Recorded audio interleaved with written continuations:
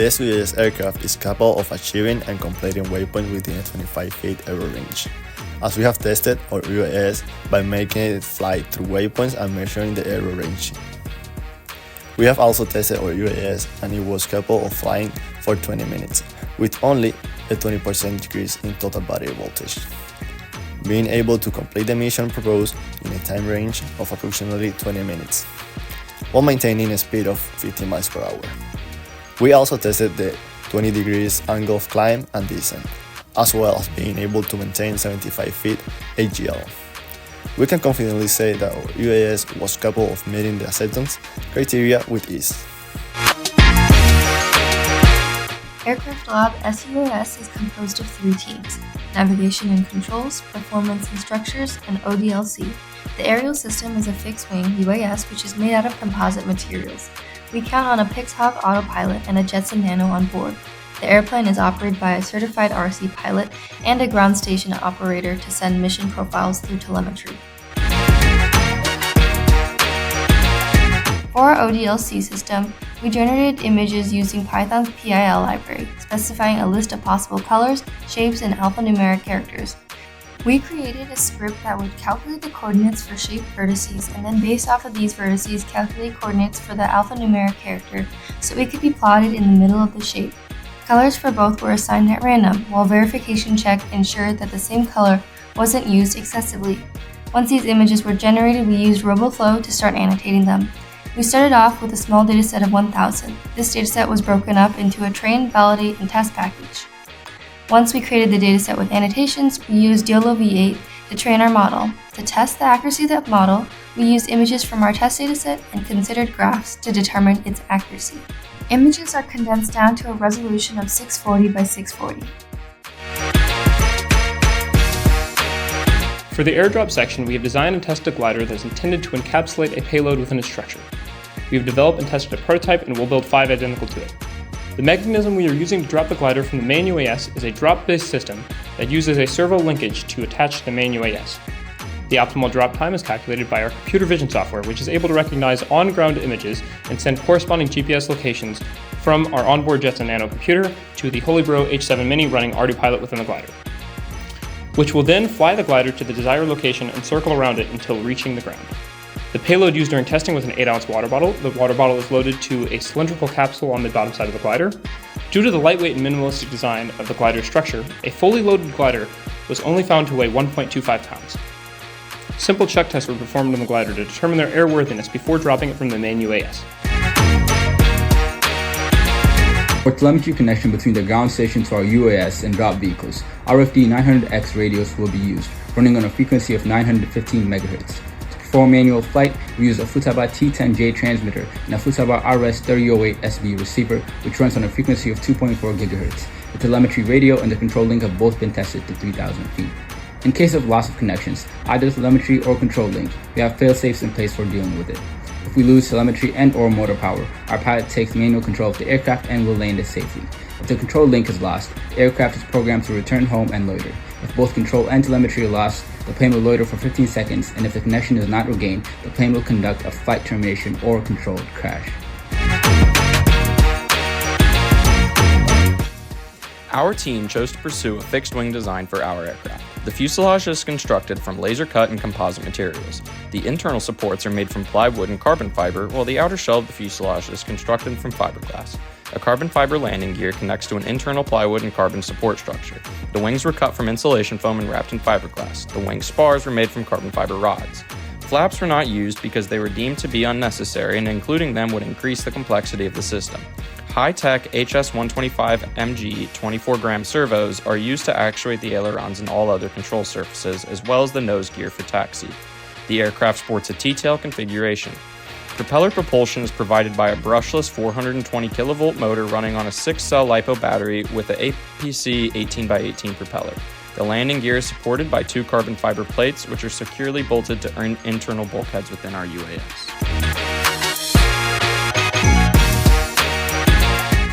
Our UAS's autopilot system is controlled by a Pixhawk 4 or the PX4 onboard flight computer, which is able to put the UAS in a hold mode, loiter, or waypoint navigation mode. We have tested so by taking off and switching the UAS onto loiter mode and observing that it follows the preset radius of circulation. We were also able to verify that on our flight log viewer, where it maintained a 150-foot radius circle as per the requirements. We have also made use of a waypoint navigation system that can force the UAS to follow certain waypoints with a preset error range radius, which our plane was also successful in maintaining a 25-foot error radius from each waypoint, as once more per the competition requirements.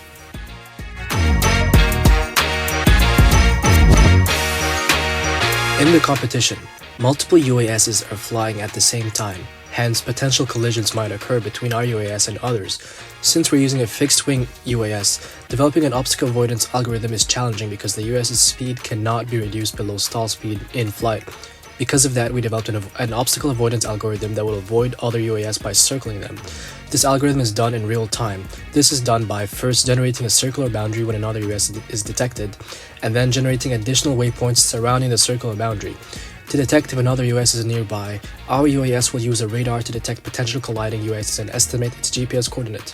A boundary will then be placed along the center coordinate of the detected UAS position, and the radius will be formed around it so that the UAS can avoid it and maintain an average safe distance between both systems. Once the boundary is generated, our obstacle avoidance algorithm will generate additional target waypoints surrounding the circular boundary. This is done using our own flight path generation algorithm, which is called the PDVCOAA. This works by generating additional target waypoints surrounding the generated circular boundary.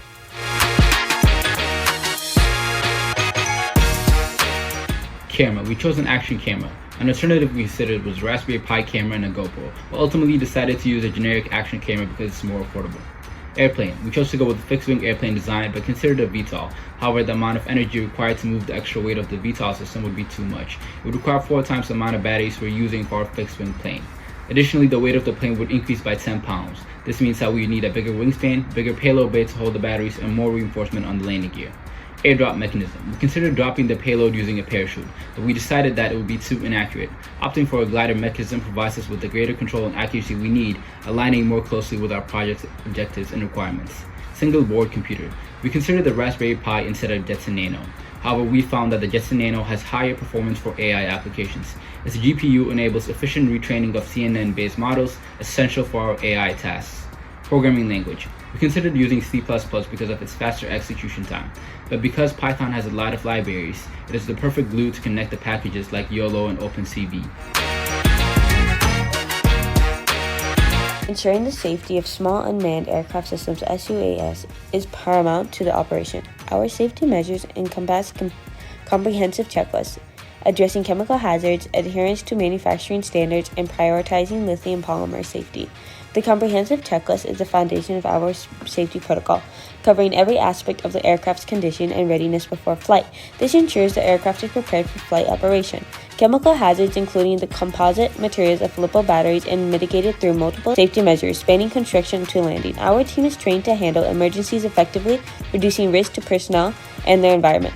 The team captain oversees safety protocols, ensuring the adherence and making critical decisions regarding strategic and operational safety. Time-lapse videos of pre-flight checks serve as a reference for training, performance evaluation, and quality assurance. Adhering to the manufacturing standards minimizes the likelihood of defects and ensures aircraft meet safety criteria.